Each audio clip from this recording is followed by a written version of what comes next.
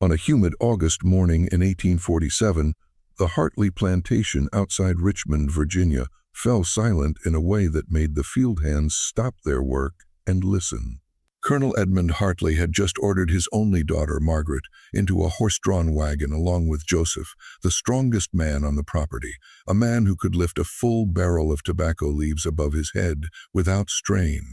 The wagon disappeared down the narrow path toward the old overseer's cabin at the edge of the property line, where the forest grew thick and the main house became invisible behind curtains of Virginia creeper and wild grape. For exactly 183 days, no one saw Margaret or Joseph. When they returned, Margaret was visibly pregnant, her face hollow and aged beyond her 32 years. Joseph returned in a pine box, dead from what the county physician listed as cerebral fever. What actually happened in that isolated cabin would not be fully understood until decades later, when a tin box of letters was discovered beneath the floorboards of the main house, revealing a scheme so calculated, so desperate, and so dark that it would force historians to question everything they thought they knew about the Hartley family. Before we continue with the story of Margaret Hartley and the events that destroyed one of Virginia's oldest families, I want to ask you something. Where are you listening from right now? Drop a comment telling me your state or city. I love knowing where our community of mystery lovers is tuning in from. And if you're new here, hit that subscribe button because the story you're about to hear will challenge everything you think you know about the antebellum South. The truth about what happened at Hartley Plantation didn't die with the Colonel. It was carefully buried layer by layer until someone finally dug deep enough to find it. Richmond, Virginia, in the summer of 1847, carried the weight of a society transforming under pressure it refused to acknowledge. The city had grown prosperous on tobacco, that golden leaf that made fortunes and broke backs in equal measure. The James River carried cargo ships loaded with hogs' heads bound for Europe, while the streets filled with merchants, lawyers, and plantation owners whose wealth depended entirely on the labor of people they refused to see as human. This was a world of strict social codes where a family's reputation could be destroyed by a whispered rumor, and where women of Margaret Hartley's age and circumstance found themselves trapped between impossible expectations and cruel reality. The Hartley plantation sprawled across 400 acres of rolling Virginia Piedmont, though by 1847 only half of that acreage remained profitable. Tobacco farming had exhausted the soil, and Colonel Edmund Hartley lacked both the capital and the vision to modernize his operations, as some of his neighbors had done. The main house, a brick Georgian structure built by his grandfather in 1781, still projected an image of prosperity with its white columns and formal gardens, but anyone who looked closely could see the paint peeling from the shutters and the weeds creeping into the boxwood hedges. And Colonel Hartley himself was 58 years old in the summer of 1847, a lean man with iron-gray hair and eyes that had seen too much violence during his service in the Mexican-American War. He had returned from that conflict 18 months earlier with the rank of colonel and a restlessness that made him pace the grounds at night, smoking cigars and staring at the fields as if calculating losses only he could see. His wife Margaret's mother had died of cholera in 1839. Leaving him alone to raise a daughter in a world that offered women of her class exactly two respectable options: marriage or gentle poverty as a dependent relative. Margaret Hartley had been a beautiful child, or so the family album suggested, but by her 20th year, her body had begun to change in ways that distressed her father and made her a subject of whispered pity among Richmond society. She gained weight steadily despite his attempts to control her diet until by age 32 she had become what that cruel era termed excessively corpulent, a condition that combined with her advancing age had effectively removed her from the marriage market. 3 proposals had come in her early 20s, but her father had rejected them all as beneath the family's status. By 1847, no proposals came at all. She spent her days in the house reading novels her father considered frivolous, playing piano with surprising skill, and taking long walks through the plantation grounds when the heat became unbearable indoors. The enslaved women who worked in the house described her as kind, but desperately lonely, a woman who seemed to be waiting for a life that would never arrive. She had a sharp intelligence that found no outlet, a capacity for feeling that had nowhere to go except inward, where it festered like a wound that wouldn't heal. Joseph had come to the Hartley plantation in 1843, purchased at a Richmond auction for the unusually high price of $1,200. He was 28 years old then, standing 6 feet and 3 inches tall with shoulders so broad he had to turn sideways to fit through standard door frames. His previous owner, a failing planter from Southside Virginia, had hired him out to a railroad construction crew, where Joseph had earned a reputation for being able to work longer and harder than any 3 men combined. Colonel Hartley bought him specifically for his physical strength, intending to use him for the heaviest labor on the plantation. But Joseph possessed something more dangerous than physical power. He could read. Someone somewhere in his past had taught him letters and numbers, a criminal act in Virginia where teaching enslaved people to read carried a fine of up to $100. Joseph kept this knowledge hidden, never touching a newspaper or book where others could see, but the house servants knew. They saw him scratching letters in the dirt behind the tobacco barn, saw him studying the printed labels on feed sacks with an intensity that suggested he was memorizing something more than brand names. He was quiet, measured in his speech, and careful to show neither pride nor subservience in a way that might draw punishment. The other enslaved men respected him because he never shirked work and never caused trouble that might bring the overseer's attention down on everyone. The colonel valued him as property, good livestock that required minimal maintenance and produced maximum output. Margaret had noticed Joseph, though she would later swear she had barely thought of him before her father's plan. She noticed him the way one notices a fine horse or a well-made piece of furniture as something impressive in its construction, but fundamentally separate from her world. They had spoken perhaps 5 times in 4 years, always brief exchanges when she happened to cross paths with him near the stables or the equipment shed. He had impressed her with his precise, grammatically correct speech, so different from the dialect the colonel expected from his slaves, but she had not imagined him as a person with interior life, with dreams or fears or plans. That failure of imagination would haunt her later. The summer of 1847 was brutally hot, the kind of heat that made the air feel solid and turned the tobacco fields into a shimmering haze. The political situation in Virginia reflected that heat. Tensions over slavery's expansion into new territories whispered fears about Northern abolitionism and a growing sense among plantation owners that their way of life was under threat. In Richmond's gentlemen's clubs and parlors, men discussed theories arriving from Europe about race, breeding, and heredity. Books with titles like Types of Mankind circulated among the educated class filled with pseudoscientific nonsense about racial characteristics and the possibility of improving human stock through selective breeding. Colonel Hartley had acquired several of these books. In his study on a shelf behind his desk, leather-bound volumes collected dust while their ideas took root in his desperate mind. He was a man watching his family line die, his fortune decline, and his daughter fade into spinsterhood. The war had shown him that decisive action, however brutal, could solve intractable problems, and so in the sweltering heat of July 1847, he conceived a plan that would solve multiple problems at once, or so he believed. The old overseer's cabin sat a quarter-mile from the main house, hidden behind a thick stand of oak and hickory trees where the plantation road curved toward the property's eastern boundary. The structure had been empty for 3 years, ever since the previous overseer had died of apoplexy, and Colonel Hartley decided he could manage the plantation himself, saving the $50 monthly salary. The cabin was small, 2 rooms connected by a breezeway built of rough hewn logs with a stone chimney at one end. Field mice had taken up residence, and hornets had built nests under the eaves, but the roof was sound and the walls solid.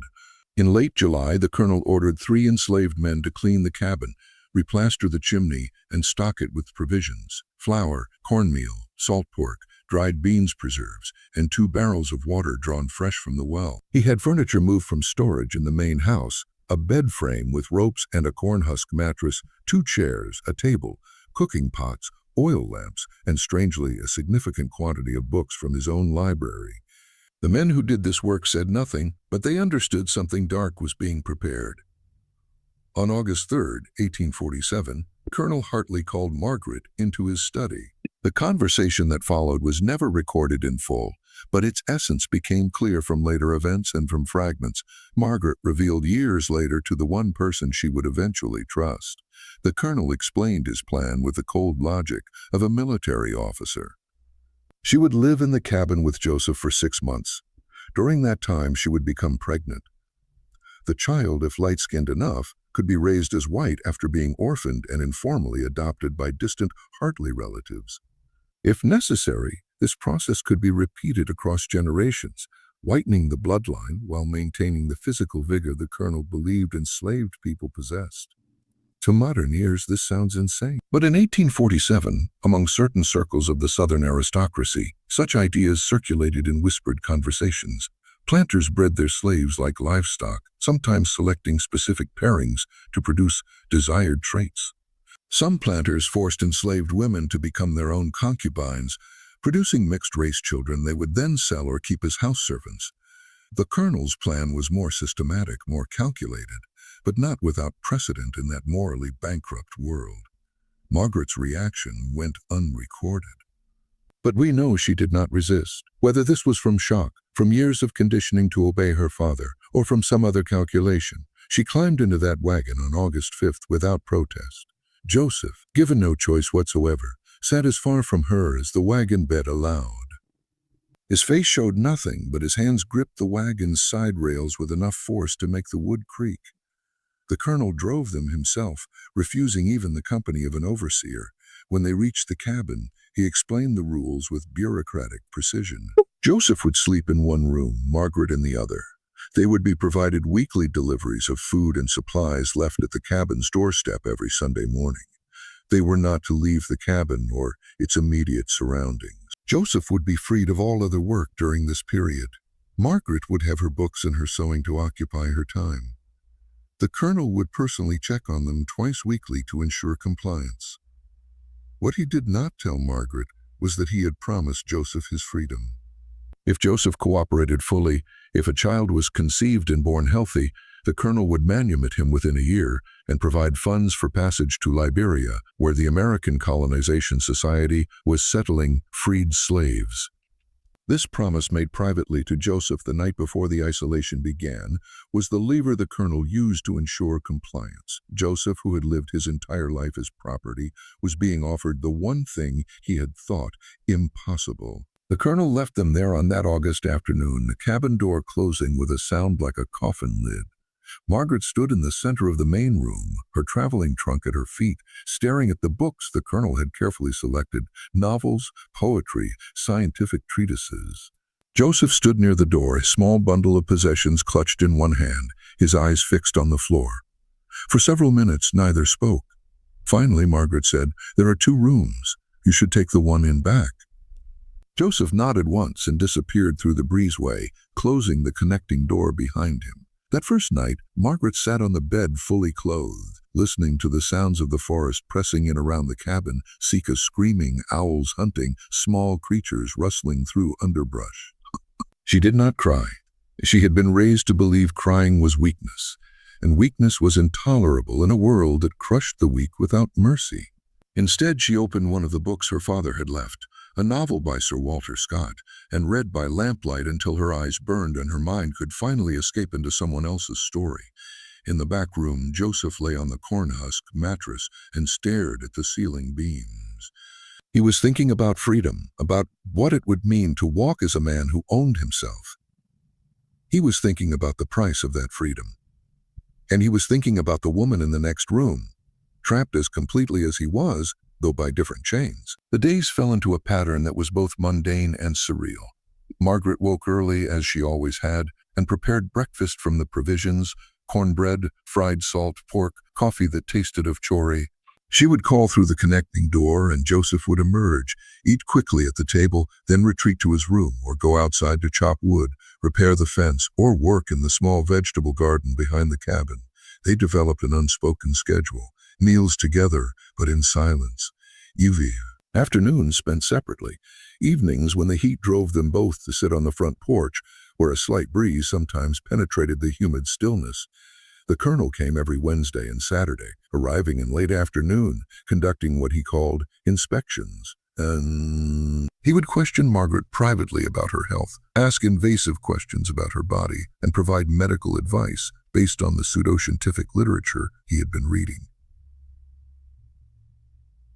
With Joseph, his conversations were brief and commanding. Orders about maintaining the property, reminders about the agreement, veiled threats about what would happen if Joseph failed to uphold his end of the arrangement. But something unexpected was happening in that cabin. Something the colonel had not anticipated because his understanding of human nature had been warped by years of treating people as property. Margaret and Joseph were beginning to talk to each other. It started with necessity, coordinating meals, discussing repairs needed to the cabin, commenting on the weather. But gradually, carefully, they began to share more. Margaret discovered that Joseph could discuss the books she was reading because he had secretly read many of them himself. Joseph discovered that Margaret possessed a sharp analytical mind that had been starved for intellectual engagement. They began to play chess using a set Margaret found in one of the trunks, and she was surprised to find him a skilled player who could think several moves ahead. These conversations were cautious, bounded by the reality of their situation and the power imbalance that society had constructed between them. But within those boundaries, something fragile was being built. Not romance, not in those early weeks, but recognition. Each saw in the other a trapped intelligence, a person imprisoned by circumstances neither had chosen. By late September, Margaret had not become pregnant. The colonel's visits grew more agitated, his questions more pointed, his implied threats more obvious. He brought medical texts, pointing to passages about fertility and conception. He brought herbal remedies he had purchased from an apothecary, insisting Margaret take them daily. His desperation was beginning to show through the cracks in his military bearing. It was during this period that Margaret found the arsenic. The wallpaper in the cabin's main room was a once fashionable pattern of dark green leaves against a cream background. Installed years earlier when the overseer who lived there had pretensions toward gentility. Margaret had noticed it her first day, admiring the pattern despite the water stains that had begun to mottle its surface near the ceiling. What she did not know initially was that this particular shade of green, called Shields green, popular in the 1830s and 1840s, contained high concentrations of arsenic trioxide. She learned this from one of the books her father had included in the cabin's small library, a medical compendium that discussed common household poisons. The passage described how wallpaper manufacturers used copper arsenite to achieve certain green pigments, and how humid conditions could cause the paper to release poisonous dust, or how it could be scraped into powder. The book noted that symptoms of arsenic poisoning included nausea, vomiting, diarrhea, muscle cramping, and in chronic cases numbness, confusion, and death from organ failure. It resembled many natural diseases, particularly fever and cholera, making it difficult to detect without specific chemical tests that most rural physicians never performed. Margaret read this passage 3 times on the night of September 23rd by lamplight. While Joseph worked on repairing a broken shutter outside, she ran her finger along the seam where 2 strips of wallpaper met near the bed, feeling the slight roughness where humidity had degraded the paste. A greenish dust came away on her fingertip. Why did she take note of this information? What calculation was forming in her mind during those autumn weeks as the leaves began to turn and the colonel's visits became increasingly tense?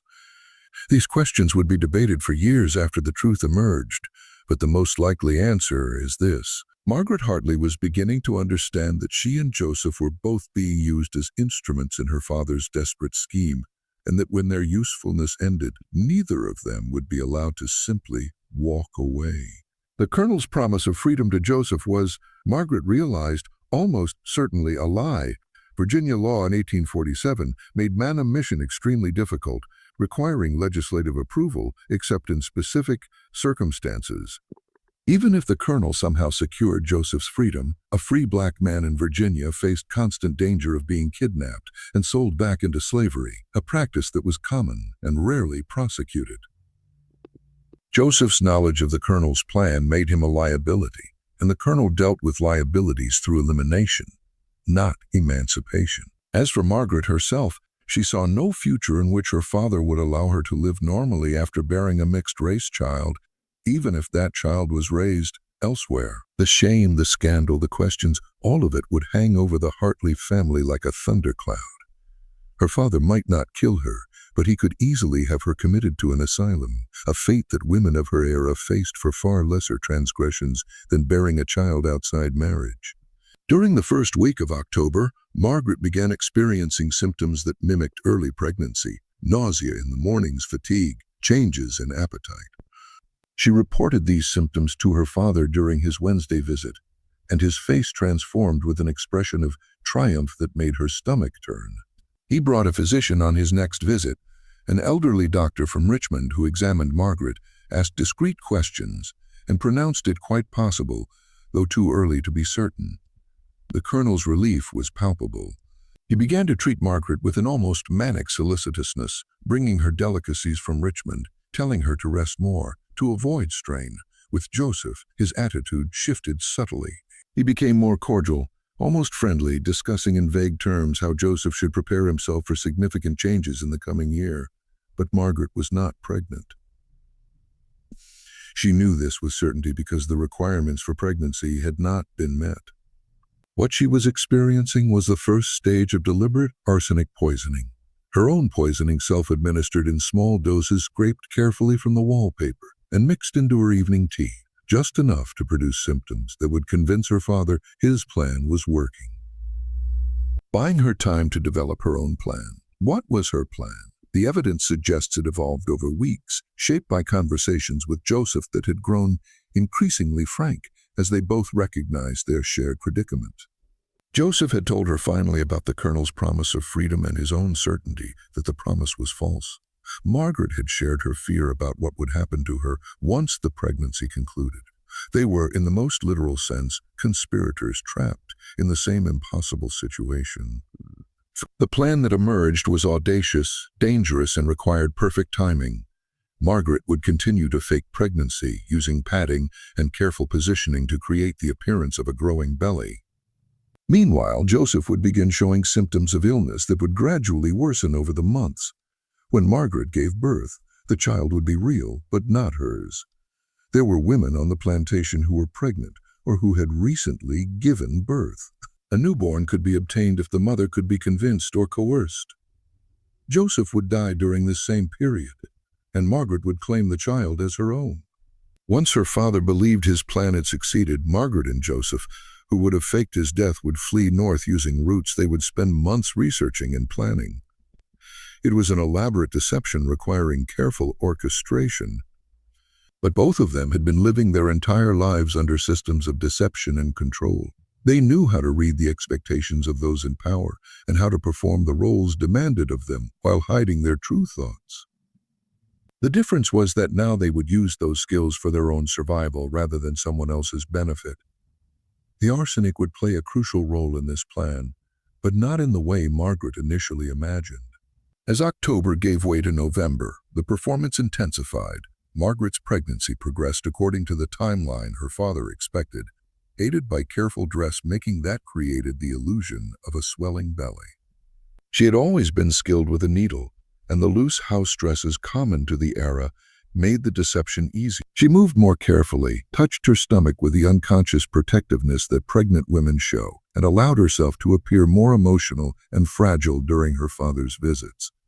The colonel was transformed by what he believed to be success. He spoke of the future with an animation Margaret had not seen since before her mother's death. He discussed plans for expanding the plantation, investing in new equipment, perhaps purchasing additional land. He brought gifts, baby clothes purchased in Richmond, a cradle that had been his own as an infant, a silver rattle engraved with the Hartley name. Each gift was evidence of how completely he believed the lie, and each made Margaret's stomach turn with a mixture of disgust and fear about what would happen when the truth emerged. Joseph, meanwhile, began his own performance.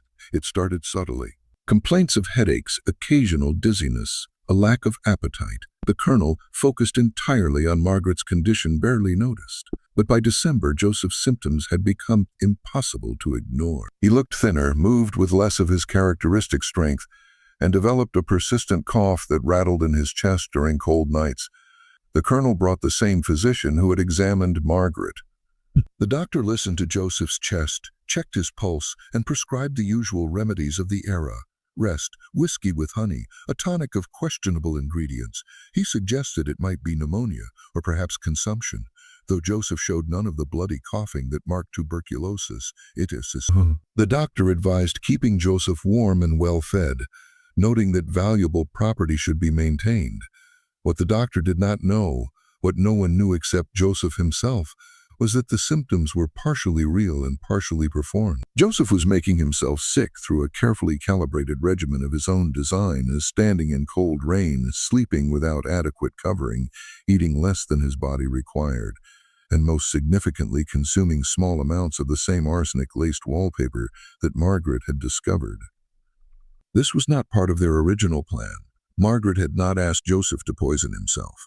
But Joseph understood something that Margaret, for all her intelligence, had not fully grasped. A black man could not simply disappear from a plantation and have that disappearance attributed to natural causes or accident. If Joseph vanished, the colonel would hunt him with the full resources available to a wealthy planter: dogs, slave catchers, legal bounties, newspaper advertisements. But if Joseph died convincingly and publicly, then he would be erased from the equation. He could be buried, mourned, and forgotten, while someone with his name and general description made their way north using forged papers. For this substitution to work, there would need to be a body, and that body would need to show signs consistent with the illness Joseph was claiming to have. Hence the arsenic consumed in doses large enough to cause visible symptoms, but not so large as to cause immediate suspicious death. It was a calculation of horrifying precision. Joseph was deliberately destroying his health, gambling that he could survive long enough to stage his death and escape while doing enough actual damage to himself that any post-death examination would find exactly what it expected to find. A sick man who had succumbed to fever or consumption or whatever vague diagnosis, rural medicine assigned to wasting illnesses. Margaret discovered what Joseph was doing in early December when she noticed the same greenish powder under his fingernails that she sometimes found under her own. The confrontation happened late one evening after the colonel had made his weekly visit and departed. "You're poisoning yourself," Margaret said, her voice flat. Joseph looked at her for a long moment before answering. "I'm ensuring we both survive. By dying, by appearing to die." He paused. "If I simply disappear, your father will never stop looking. If I die, I become irrelevant to his concerns. He'll focus entirely on the child, on his plans for the future. He won't waste resources chasing a ghost. But you'll actually be sick. You might actually die." "I might," Joseph agreed. "But if I don't do this, I will definitely die or be condemned to remain property forever. This gives me a chance." Margaret understood the logic, but she also understood the cost. Joseph was sacrificing his health, possibly his life, for a slim possibility of freedom. It was the mathematics of desperation, the calculations that enslaved people made every day when weighing the certainty of suffering against the risk of something better. "We need a body," Margaret said finally. "If you're going to fake death, we need something to bury." This was the moment when their plans shifted from desperate to macabre. They spent the following days discussing possibilities, each more difficult than the last. They could not simply bury an empty coffin. The colonel would likely want to see Joseph's body, and plantation protocol often required the overseer or owner to confirm a slave's death before permitting burial. They needed an actual corpse, one that could plausibly pass for Joseph if examination was cursory. The solution, when it came, was both practical and horrifying. There were 2 enslaved men on the plantation of similar age and build to Joseph. One was named Samuel, the other Isaiah. Both worked in the tobacco fields and lived in the quarters far from the main house. And in the winter months, deaths among enslaved workers were not uncommon. Pneumonia, influenza, and accidents claimed lives with grim regularity. Joseph and Margaret were not planning murder. They were waiting for death and preparing to exploit it. January 1848 arrived with ice storms that coated the Virginia Piedmont in crystalline layers, turning every tree branch into glass and making the unpaved roads nearly impossible. The colonel's visits became less frequent, sometimes stretching to 10 days between appearances when the roads were particularly treacherous. This isolation actually helped Margaret and Joseph's performance. The colonel could not observe them closely enough to notice inconsistencies. Margaret was now supposedly 5 months pregnant, her padded dresses creating a convincing silhouette under the loose winter coat she wore. She had developed the pregnancy performance to an art form, the hand on the lower back, the slight waddle in her walk, the sudden stops as if feeling movement inside her. She had read extensively in the medical texts her father had provided about pregnancy's progression, memorizing the symptoms and changes women reported. When the colonel asked questions, she provided answers that matched exactly what his books told him to expect. Joseph's decline was more genuine and more visible. By late January, he had lost significant weight, his clothes hanging loose on a frame that had once been intimidating in its power. The cough was constant now, sometimes bringing up small amounts of blood, a symptom that terrified Margaret, but which Joseph insisted was necessary for the performance. His skin had taken on a grayish cast, and his eyes had sunk into their sockets. When the colonel visited and saw Joseph's condition, he showed concern only in the economic sense. Worry about the loss of valuable property, irritation about the timing. The colonel brought the physician again in late January. The doctor examined Joseph more thoroughly, this time noting the weight loss, the labored breathing, the weakness in his limbs. He diagnosed advanced consumption, saying that Joseph likely had weeks, perhaps a month or two, remaining. He suggested moving Joseph to the plantation's sick house, but the colonel refused. It would require explaining why his most valuable slave had been isolated in the overseer's cabin for months. Instead, the colonel instructed Margaret to care for Joseph as best she could, to keep him warm and fed, and to send word immediately if his condition worsened significantly. This created a strange intimacy in the cabin. Margaret, who had been raised to believe that enslaved people should remain as invisible as possible, except when performing their duties, now found herself nursing Joseph through the illness he had deliberately induced. She prepared broths and teas, changed sweat-soaked bedding, sat with him during fevered nights when his breathing became labored. These were tasks that plantation mistresses sometimes performed for house slaves. They considered particularly valuable, but always with a distance that maintained the hierarchy. Margaret could not maintain that distance. Not anymore. They had conspired together, planned together, and now his suffering was partially her responsibility. During Joseph's more lucid moments, they discussed the final elements of their plan. Margaret had made contact through carefully coded conversations during her father's visits with several of the women in the plantation quarters. One of them, a woman named Ruth, had given birth in December to a light-skinned infant whose father was rumored to be the previous overseer. Ruth was terrified about what might happen to this child who was neither fully black nor fully white in a world that had strict categories for both. Margaret had implied without stating directly that she might be able to offer the child a better future. Ruth understood the implication. The child would be raised as white, given opportunities that would never be available to a mixed-race child on a plantation. Ruth agreed, though the price of that agreement would haunt her for the remainder of her life. She would hand over her infant and live with the knowledge that her child would grow up, never knowing their real mother, living in a world that would destroy them if their heritage was ever discovered. But she made the calculation that many enslaved mothers made in those terrible years. Survival, even with pain, was better than the alternatives. The other element they needed was a body, and here fate intervened with cruel timing. On February 8, 1848, a man named Isaiah collapsed in the tobacco barn while working. He had contracted influenza, which had developed into pneumonia. By February 10th, he was dead. He was 31 years old, approximately Joseph's height and build, and in the final stages of illness, he had looked gaunt and wasted, much as Joseph looked now. Joseph learned of Isaiah's death from one of the enslaved men who brought weekly provisions to the cabin. Within 2 hours, he and Margaret had worked out the final details of the exchange. It would happen at night, 3 days later, when the next provisions delivery was scheduled.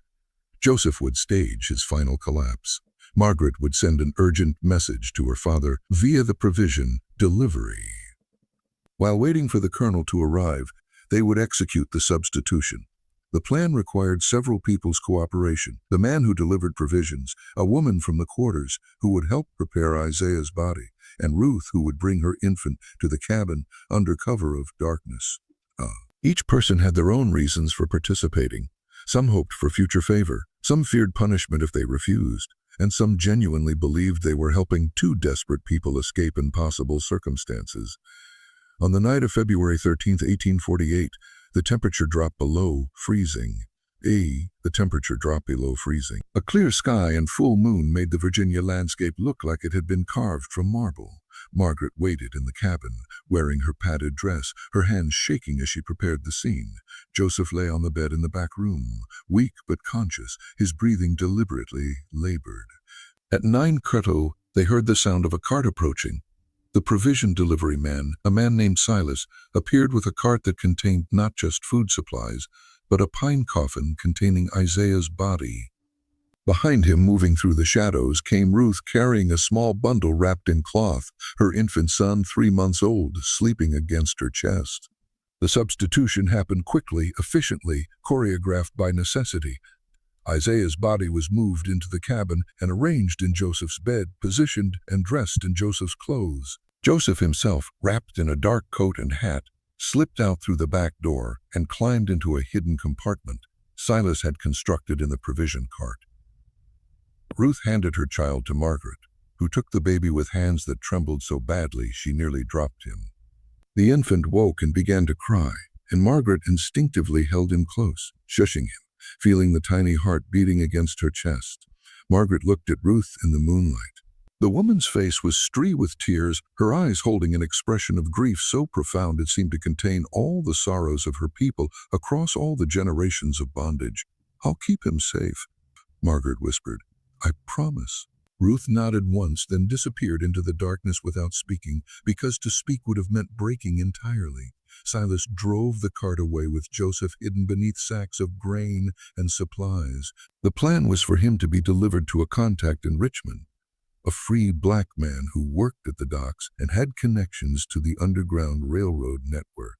From there, Joseph would begin the dangerous journey north, using papers that identified him as a freedman named Daniel Collins, a skilled carpenter traveling to Pennsylvania to find work. Margaret returned to the cabin holding the baby and looked at Isaiah's body arranged in Joseph's bed. In the morning, she would discover him dead. The colonel would see exactly what he expected to see: a slave who had succumbed to consumption after months of illness. He would arrange for burial, would likely be annoyed at the loss of property, but not suspicious. The death would be recorded in the plantation register, and Joseph would cease to exist in the official records of Virginia. But Margaret had made a fatal error in judgment, an underestimation born of her limited experience with her father's true nature.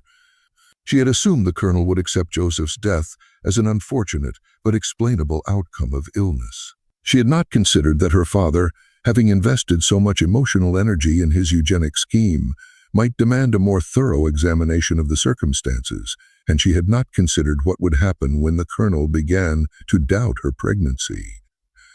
Margaret sent word of Joseph's death at first light on February 14th, using the prearranged system where she would hang a black cloth from the cabin's front window if urgent assistance was needed. Within 3 hours, Colonel Hartley arrived, bringing with him the county physician and an expression of barely controlled fury that Margaret had never seen before.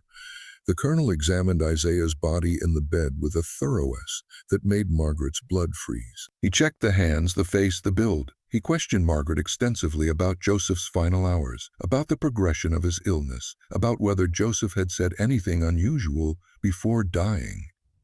The physician performed his examination and confirmed death by consumption, but the colonel seemed dissatisfied with this conclusion. "Where did you bury the placenta?" The colonel asked suddenly, his eyes fixed on Margaret's padded belly. Margaret's mind went blank. In all her preparation, in all the medical texts she had read about pregnancy, she had not anticipated this question.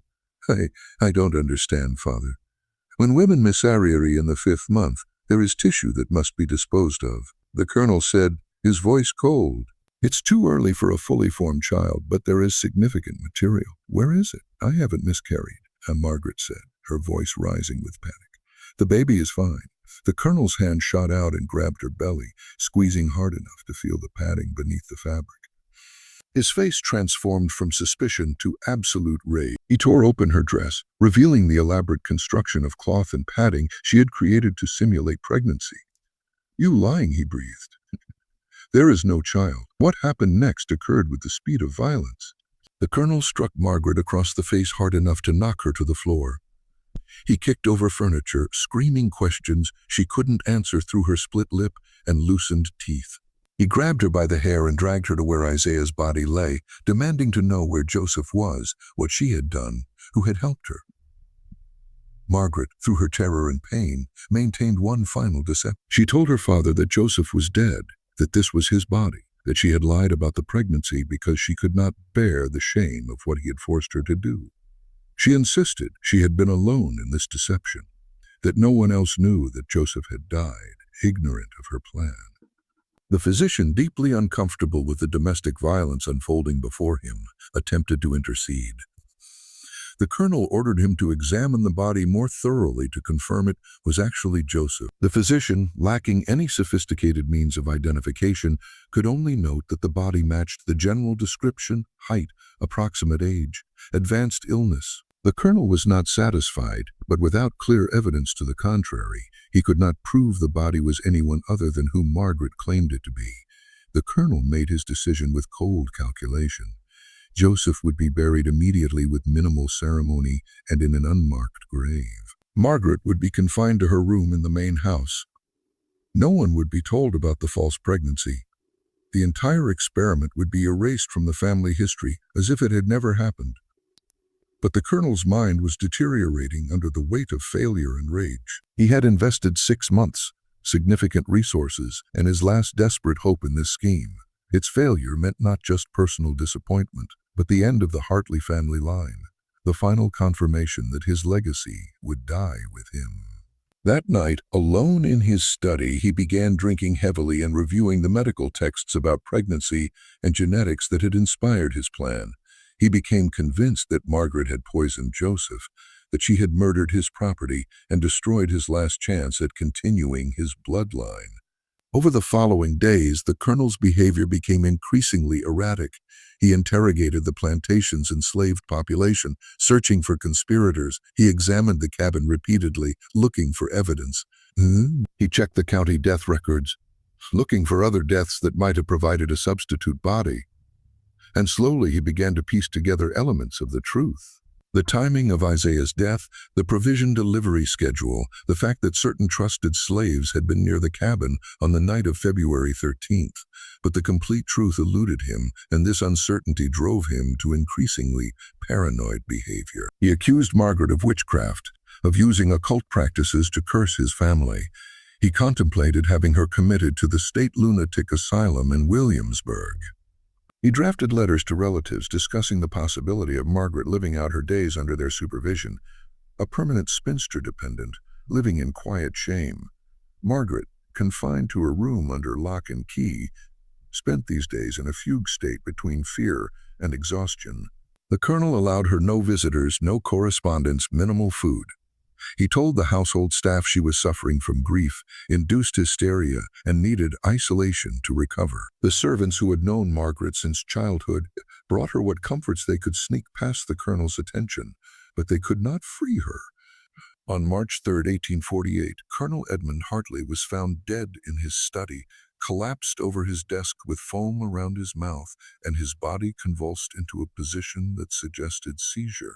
The physician who had examined both Margaret and Joseph was called, and he diagnosed apoplexy, a stroke common enough in men of the colonel's age who had experienced significant stress and consumed excessive alcohol. But the physician noted something curious in his private records that would not be discovered until decades later. The colonel's symptoms were more consistent with strychnine poisoning than natural stroke. However, there was no evidence of poison, no clear source, and the social consequences of suggesting a respected veteran and planter had been murdered by his own daughter were too severe to contemplate without absolute proof. The physician ruled death by natural causes and said nothing more. Margaret was freed from her locked room by the household staff after the colonel's body was found. She claimed to know nothing about his death, stating only that she had been confined and isolated for days. The colonel's will, written years earlier, left everything to Margaret as his sole heir. She was now the owner of 400 acres, the house, and 17 enslaved people, including Ruth and her infant son. The settlement of Colonel Hartley's estate took 6 months, complicated by debts he had hidden from everyone, including his daughter. Margaret discovered that the plantation was mortgaged nearly to its full value, that creditors held claims against almost every asset, and that her father's paranoid final weeks had included withdrawing substantial amounts of cash that were never found. She was forced to sell a corrage, some of the enslaved workers, and most of the houses as furnishings to satisfy debts and maintain a minimal operation. The process of selling human beings, people she had lived among, people who had risked everything to help her, destroyed whatever remained of Margaret's moral certainty. She told herself she was choosing carefully, selling only to local buyers whom she believed would be less cruel, keeping families together when possible. But these were the rationalizations of someone complicit in an evil system, and she knew it. Each sale felt like a betrayal of the promises she had made to herself in that cabin when she had imagined herself as different from her father. Ruth she could not sell. Ruth, whose eyes followed little Edmund with an expression that broke Margaret's heart every time she witnessed it. Ruth, who had given up everything and received nothing in return except the distant sight of her son being raised by another woman. Margaret assigned Ruth to work in the main house, ostensibly as a nursemaid to Edmund, which allowed the child's real mother to be near him, even if she could never claim him. The arrangement was torture for both women, though neither ever spoke of it directly. Ruth would hold Edmund when he cried, would sing him songs from her own childhood, would teach him small things, how to skip stones in the creek, how to identify birds by their calls, how to find the sweetest blackberries in the thicket behind the tobacco barn. Margaret watched these moments with a complex mixture of gratitude, guilt, and possessiveness that she could never fully untangle. Through all of this, Margaret kept Ruth's infant, the child she had promised to protect. She told the county clerk that during her grief-induced hysteria following her father's death, she had adopted the orphan child of a deceased cousin from North Carolina.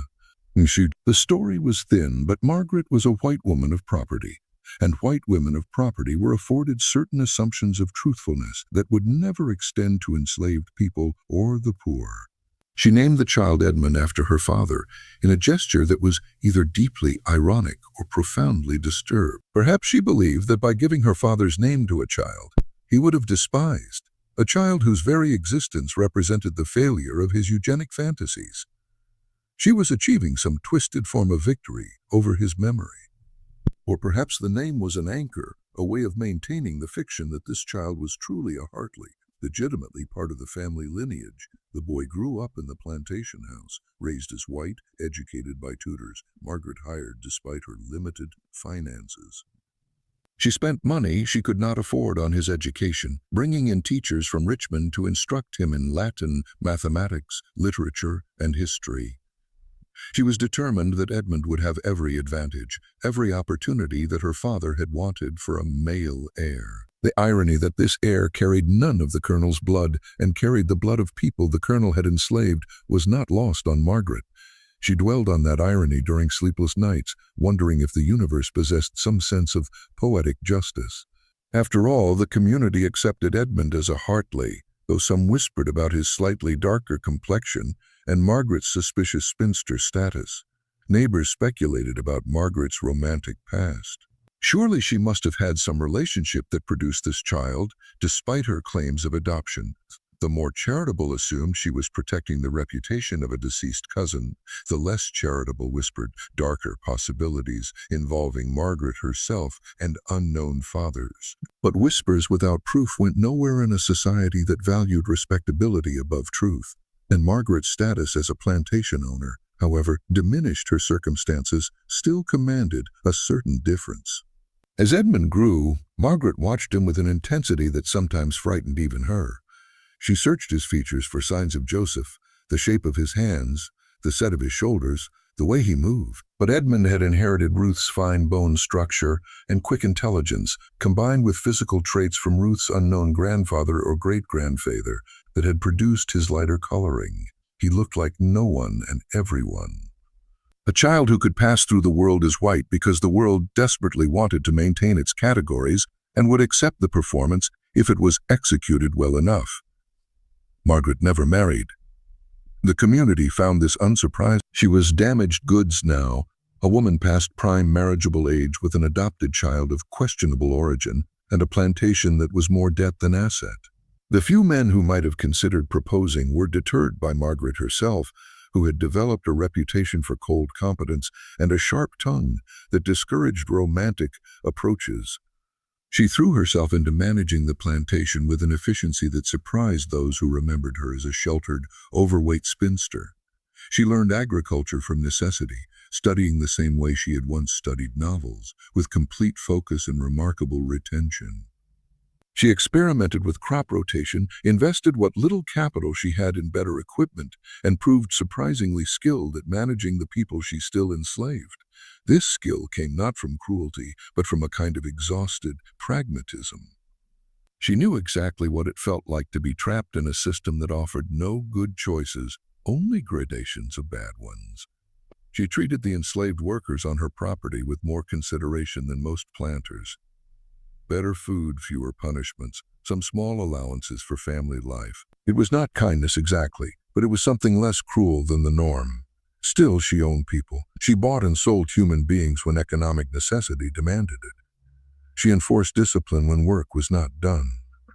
She participated fully in the machinery of slavery, even as she understood, perhaps better than most white Virginians, exactly how evil that machinery was. The contradiction hollowed her out from the inside, leaving her functional but fundamentally broken. She lived on the plantation, managing its declining fortunes with competence, if not passion, until 1863, when the Civil War reached Virginia in force. By then, Edmund was 15 years old, tall and serious, with dreams of attending the University of Virginia once the war ended. Ruth was 41, still working in the main house, her hair going gray, her body worn by decades of labor. And Margaret was 48, looking older, her hair completely white, her body finally thin in the way her father had always wanted, though this thinness came from stress and poor nutrition rather than any conscious effort. As Union and Confederate armies swept across the state, Margaret made the decision that would define her final years. She freed all the enslaved people remaining on the plantation, including Ruth, who had stayed close to her son, even as he was raised as someone else's child. This was not purely altruistic. The Emancipation Proclamation had already declared enslaved people in Confederate territories to be free, and Union forces were approaching the area. Margaret was acknowledging reality more than making a moral stand, but she did it formally with papers that she helped each person understand, explaining that they were now free to leave or to stay and work for wages if they chose. Most left within days, heading toward Union lines or toward family members on other plantations from whom they had been separated by sale. Ruth was among those who left, though the departure was agonizing in ways Margaret had not fully anticipated. Ruth came to Margaret the night before she planned to leave, standing in the doorway of Margaret's study with an expression that was unreadable. For a long moment, neither woman spoke. Then Ruth said simply, "Take care of my son." "I have always," Margaret began, but Ruth cut her off. "Take care of my son," Ruth repeated, her voice harder. "Tell him the truth when he's old enough to bear it. Tell him his mama loved him enough to give him away. Tell him." She stopped, unable to continue. Margaret stood, moved toward her, then stopped, unsure if touch would be welcome. "I will tell him," Margaret said finally. "I promise you when the time is right, I will tell him everything." Ruth nodded once, then turned and walked away. She left Virginia in 1863, joining the contraband camps that followed Union armies. She never publicly revealed that Edmund was her son. She carried that secret until her death in 1879 in Philadelphia, where she had settled and married and raised 3 other children who grew up free. Those children knew they had an older half-brother somewhere, but Ruth never told them his name or where he could be found. She said only that he was living as white and that revealing his identity would destroy him. Her younger children respected her wishes and never searched for their half-brother. Edmund Hartley lived until 1891, dying at age 43 of heart failure. He never knew his true parentage. Margaret kept her promise to Ruth in the most cowardly way possible. She wrote a letter explaining everything and left instructions that it should be given to Edmund after her death. But when Margaret died in 1867, the executive of her minimal estate was a distant cousin who read the letter, was horrified by its contents, and burned it immediately to protect the family reputation. Edmund died believing he was the adopted orphan of Margaret's deceased cousin, never knowing that his real mother had given him up so he could live free, never knowing about Joseph's sacrifice or the desperate conspiracy that had brought him into the world. He married, had 2 children, and worked as an accountant in Richmond, living a respectable middle-class life in the post-war South. His children and grandchildren carried the Hartley name into the 20th century, never knowing the truth of their origin. Ruth, one of Edmund's granddaughters, became a school teacher in the 1920s, quietly passing as white in a segregated society, unknowingly carrying on the deception that had begun with her great-grandmother's desperate plan. Another descendant moved to California in the 1930s and became a minor Hollywood set designer. The family history completely forgotten. The Virginia plantation, just a vague story about ancestors who had owned land once. Margaret died in 1867 of pneumonia in the same room where her father had died 19 years earlier. She was 52 years old and looked 70, worn down by years of managing an impossible situation and living with impossible guilt. She left behind remarkably few personal effects, no diaries, no extensive correspondence, no memoir. Whether this was because she had never kept such records or because she had systematically destroyed them before her death remains unknown. The plantation was sold to pay her remaining debts, and the house eventually fell into ruin, claimed by time and weather until it was demolished in 1904. In her final weeks, as pneumonia gradually filled her lungs and made breathing an agony, Margaret was attended by an elderly freed woman named Sarah, who had once worked in the Hartley kitchen. Sarah later told her own grandchildren that Margaret's final words, whispered so quietly Sarah had to lean close to hear them, were, "Tell Joseph I kept my promise." Sarah had no idea who Joseph was or what promise Margaret meant, and by the time historians began investigating the Hartley story, Sarah had been dead for 40 years, and her grandchildren had only the vaguest memory of the story. The truth about what happened in the overseer's cabin in 1847 and 1848 might have remained buried forever, except for a discovery made in 1912 during renovation of an old Richmond warehouse. The tin box of letters was donated to the Virginia Historical Society in 1913, where it generated brief academic interest before being largely forgotten amid the larger historiography of slavery and the Civil War. The letters were published in a limited scholarly edition in 1924, edited by a professor who noted their significance as documentation of both the Underground Railroad and the complex interpersonal dynamics of slavery, but who failed to connect them to the Hartley family or to investigate the broader story. The professor, a man named Dr. Harold Stevenson from the College of William and Mary, approached the letters primarily as linguistic artifacts. He was interested in the writing styles, the coded language used to discuss escape plans, and the documentary evidence of Underground Railroad networks operating in Virginia. He published his edition with extensive footnotes about vocabulary and syntax, but he made almost no effort to identify DC or to trace the letters back to their source. In his introduction, he speculated that the correspondents were probably deceased by the time of publication, and that their identities were likely lost to history. This scholarly incuriosity, or perhaps deliberate avoidance, meant that the Hartley connection remained hidden for another 23 years. The letters themselves sat in the Historical Society's archives, occasionally consulted by researchers working on Underground Railroad history or antebellum Virginia society, but never generating sustained attention.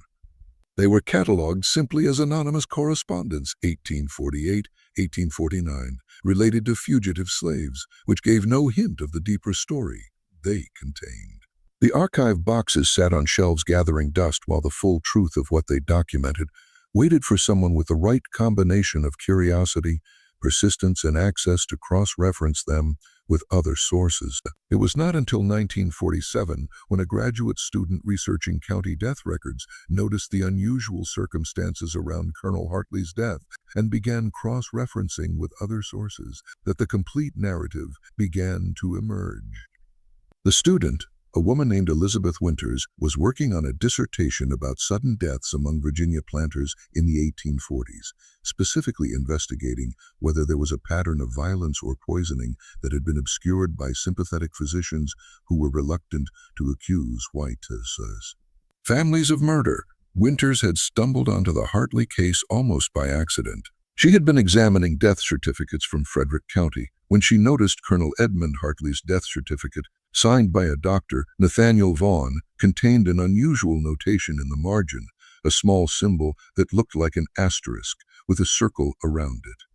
Winters found the same symbol on 3 other death certificates signed by Dr. Vaughn between 1846 and 1851, all for wealthy white men who had died suddenly of apparent strokes or heart failure. When she investigated further, she discovered that Dr. Vaughn had kept a private journal, never published, which used that symbol to mark cases where he suspected foul play, but could not prove it or chose not to pursue it due to social considerations. Dr. Vaughn's journal, which Winters found in the possession of his great-grandson in Norfolk, contained a brief entry about Colonel Hartley's death. Presented with all the classic signs of strychnine, the riches, the convulsions, the foam, but no clear source, no witnesses, and the man's daughter locked in her room. What am I to do? Accuse a bereaved daughter with no evidence, destroy her reputation, and invite lawsuit? I mark this case with my private symbol and leave it to God's judgment. If she did poison him, she had provocations I cannot imagine bearing myself. This discovery electrified Winters. She began investigating the Hartley family systematically, tracking down property records, sale documents, plantation ledgers, and county court files. She discovered the unusual circumstances of Edmund's adoption. The 6-month period when Margaret and Joseph had been isolated in the overseer's cabin and Joseph's death from consumption just weeks before Colonel Hartley's own death. She found testimony in county records from enslaved people who had been sold from the Hartley plantation in 1848, several of whom mentioned in their freedom papers issued after the Civil War that they had witnessed strange goings-on at the plantation in early 1848.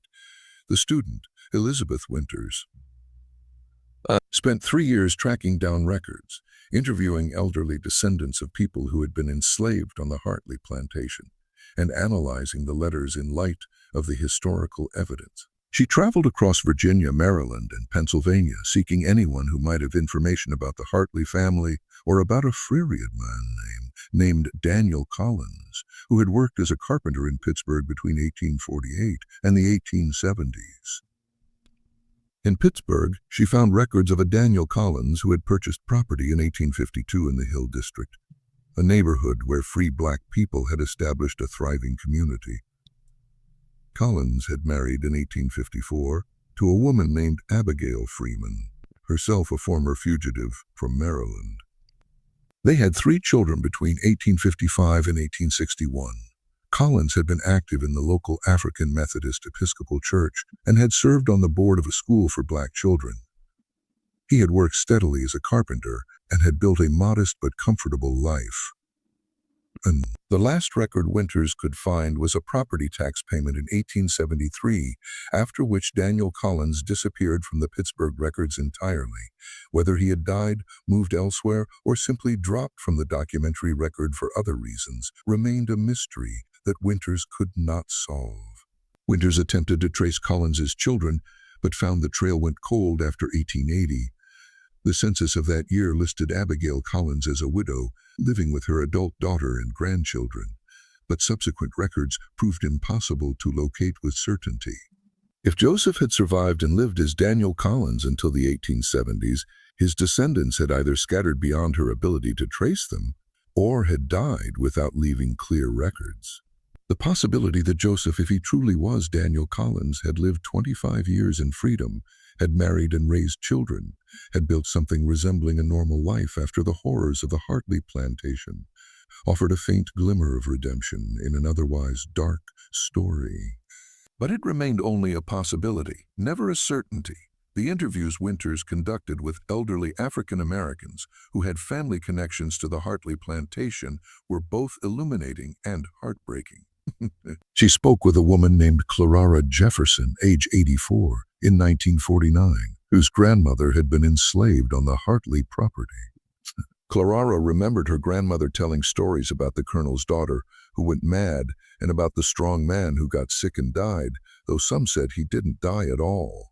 Clara's grandmother had maintained that Ruth, Edmund's real mother, had been treated with unusual respect by Margaret after the colonel's death, though she was still enslaved. Grandmother said Miss Margaret never hit Ruth, never even raised her voice to her, which was strange because Miss Margaret could be sharp with the others, and Ruth got to spend time with the white child more than made sense for a field hand's daughter being near the master's adopted boy.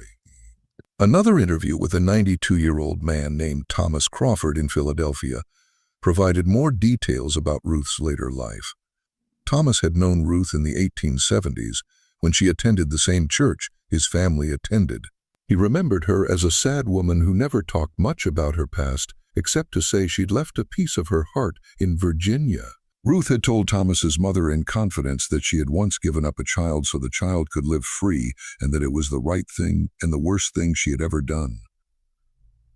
Thomas's mother had passed this story to him decades later, and he in turn shared it with Winters, not knowing it was the key piece that would help her understand Edmund's true origin. Winters also discovered through painstaking examination of Reconstruction-era pension records that a woman matching Ruth's description had applied for a widow's pension in 1881, claiming her husband had served in a United States Colored Troops regiment during the Civil War. The application listed her as Ruth Williams, formerly of Virginia, and mentioned that she had 4 children, 3 living and 1 raised elsewhere under circumstances of necessity during slavery times. The application was denied due to insufficient documentation of the marriage, but its existence confirmed that Ruth had indeed survived the war, had married, and had acknowledged, at least in an official document that she believed would remain confidential, that she had a child who had been separated from her during slavery. Winters's dissertation, completed in 1950, presented the full story as best as she could reconstruct it from fragmentary evidence. She argued that Margaret and Joseph had conspired to escape their impossible situation through an elaborate deception involving a faked pregnancy and death, and that this plan had partially succeeded and partially catastrophically failed.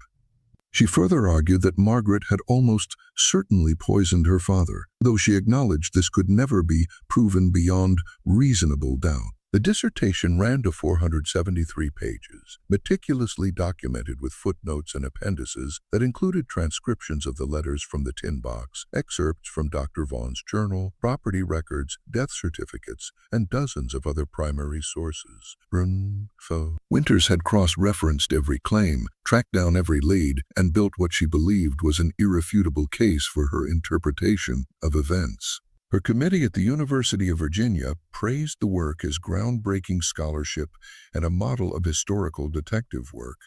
But the dissertation's reception in the broader historical community was decidedly mixed and revealed deep anxieties about how American history should be told, particularly stories that complicated comfortable narratives about the antebellum South. Some historians argued that Winters had overinterpreted the evidence, seeing conspiracy where there was only tragic coincidence. A professor from Duke University, writing in a review for the American Historical Review in 1951, claimed that Winters had allowed her imagination to run wild and had constructed an elaborate fiction from sources that admitted alternative interpretations. He argued that Colonel Hartley's death was almost certainly natural, a stroke brought on by stress and alcohol consumption, and that attributing it to poisoning by Margaret was inflammatory speculation without basis. In fact, he suggested that the letters in the tin box might not even be from Margaret and Joseph, but from entirely different individuals whose stories had no connection to the Hartley plantation. This review was particularly damaging because it set the tone for how many male historians would approach Winter's work throughout the 1950s. She was accused of being overly sympathetic to her subjects, of allowing her emotions to color her interpretation, of lacking the objectivity that serious scholarship required. These criticisms, common for women academics in that era, effectively marginalized her dissertation, even though her research was demonstrably more thorough than that of many of her critics. Others suggested she had been too sympathetic to Margaret, excusing murderous self-defense against patriarchal control. A review in the Journal of Southern History in 1952, written by a female professor from Louisiana, took Winters to task for romanticizing a woman who remained a slaveholder until forced by war to free her slaves, and for downplaying Margaret's complicity in a system of racial oppression. This reviewer argued that Margaret deserved condemnation, not understanding, and that Winters' nuanced portrayal of her as both victim and victimizer was morally confused and historically irresponsible. Still, others focused on Joseph's fate, debating whether he had truly escaped or whether he had died during the attempt. A prominent scholar of the Underground Railroad argued in a 1953 article that the Daniel Collins in Pittsburgh could not possibly have been Joseph, because the dates did not align correctly, and because a man who had deliberately poisoned himself with arsenic could not have recovered sufficiently to undertake the arduous journey north and then live productively for decades. This scholar suggested that Joseph had likely died shortly after leaving the Hartley plantation, perhaps in Richmond or somewhere along the route north, and that the person living as Daniel Collins in Pittsburgh was simply another Frereidman with no connection to the Hartley story. Winters defended her work vigorously, publishing responses to her critics in various academic journals throughout the 1950s and into the early 1960s. She pointed out that arsenic poisoning, while dangerous, was not always fatal, especially if the doses were small and spread over time, and that the human body could recover from significant arsenic exposure, given proper care and nutrition. She noted that the timeline between Joseph's departure in February 1848 and Daniel Collins's appearance in Pittsburgh property records in 1852 allowed ample time for recovery, travel, and establishment of a new identity. She argued that the specificity of the details in the letters, references to the cabin, to Ruth, to Edmund, to events that matched perfectly with documentary evidence from the plantation, made it virtually impossible that they were from anyone other than Margaret and Joseph. But the damage was done. Publishers rejected her manuscript repeatedly throughout the 1950s, citing insufficient commercial appeal or concerns about Leal, despite all the principals being long dead. University presses worried about the controversial nature of a white woman, accusing another white woman of murder, and about the implications of presenting enslaved people as active agents in complex conspiracies rather than passive victims. The story challenged too many comfortable narratives about the antebellum South. It suggested that plantation daughters could be simultaneously victims and villains, that enslaved people could outwit their masters through elaborate deception, that family lines thought to be purely white might carry hidden black ancestry, and that the neat categories of race and class that Southern society depended upon were far more permeable than anyone wanted to admit. Winters eventually published a heavily edited version of her work as an article in a small academic journal in 1956, but it reached only a tiny audience of specialists. She never secured a tenure-track position despite her evident talent and thoroughness as a researcher. She taught at various women's colleges in the South throughout the 1950s and 1960s, always on temporary contracts, always one step away from unemployment. She died in 1969 at age 56 of cancer, her dissertation still unpublished in its full form. Her magnum opus gathering dust in a filing cabinet in her small apartment in Raleigh, North Carolina. Her obituary in the local newspaper made no mention of her groundbreaking research on the Hartley plantation, noting only that she had been a dedicated educator and respected member of the community. What was not debatable, regardless of academic controversies, was the fundamental horror of the story Winters had uncovered. A father who treated his daughter and an enslaved man as breeding stock, forcing them into an arrangement neither could refuse. A woman who responded to victimization by becoming calculating and potentially lethal. A man who poisoned himself rather than accept continued enslavement. A mother who gave up her child hoping he might have a better life as someone else's son. And a child who grew up never knowing his true history. Living as white in a society that would have destroyed him if it knew his actual heritage. The legacy of slavery extended far beyond the immediate brutality of bondage. It created situations where ordinary people who might have lived unremarkable lives in different circumstances, were forced into impossible choices that broke them morally, psychologically, and physically. Margaret Hartley was a victim who became a victimizer. Joseph was a survivor who sacrificed his health and identity for a chance at freedom. Ruth was a mother who chose her child's survival over her own connection to him. The Colonel was a desperate man who destroyed everything he claimed to love in his obsession with legacy and racial purity. None of them escaped undamaged. None of their choices were without terrible cost. Margaret lived the remainder of her life imprisoned by guilt and the weight of secrets she could never reveal. Joseph, if he survived at all, lived under an assumed identity, forever separated from everyone who had known him as himself. Ruth spent decades knowing her son was alive, but never able to claim him. Edmund lived and died, never knowing the truth about who he was, or the sacrifices made so he could exist as a free man in a society built on the bondage of people who looked like his mother. The Hartley plantation is gone now, reclaimed by forest and time. The overseer's cabin, where this story unfolded, collapsed in the 1890s, leaving only a depression in the ground and some scattered stones from the chimney. The main house was demolished in 1904, and the land was sold off in parcels to various buyers who had no knowledge of what had occurred there. Nothing visible remains to mark what happened, except a historical marker erected in 1936 along the highway that notes only the plantation's dates of operation and its role in tobacco agriculture. The marker makes no mention of Margaret, Joseph, Ruth, or Edmund. Their story remained hidden, known only to a handful of scholars who read Winter's obscure 1956 article, or who happened to examine the anonymous letters in the Virginia Historical Society archives. The truth persisted only in fragments.